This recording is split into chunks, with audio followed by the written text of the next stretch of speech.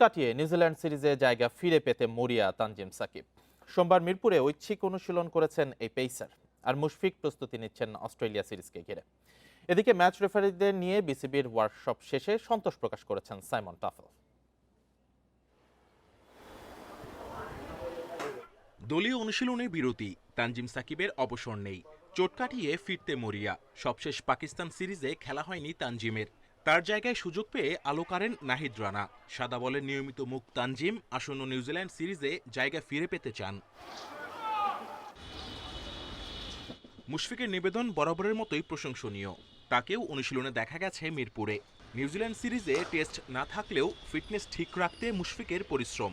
সামনে অস্ট্রেলিয়া সফরের জন্য এখন থেকেই প্রস্তুতি সারছেন মুশি। দেড় যুগ ধরে ভালোবাসার নিড়ে এসিআই পিওর সল্ট।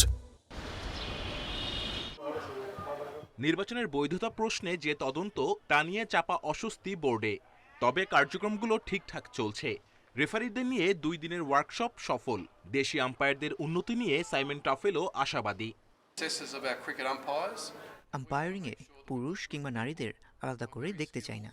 এটা একটা গুরুত্বপূর্ণ দায়িত্ব। আমরা চেষ্টা করছি একেবারে শুরু থেকে সবকিছু শেখাতে, যাতে তারা সঠিকভাবে ম্যাচ পরিচালনা করতে পারে। জানা গেছে পিএসএল মিশনে থাকা 6 ক্রিকেটারের মধ্যে মুস্তাফিজ নিউজিল্যান্ডের বিপক্ষে টি-20 সিরিজে খেলবেন না। দেশে ফিরে ওয়ানডে সিরিজ খেলে আবারও ফিরে যাবেন পাকিস্তানে।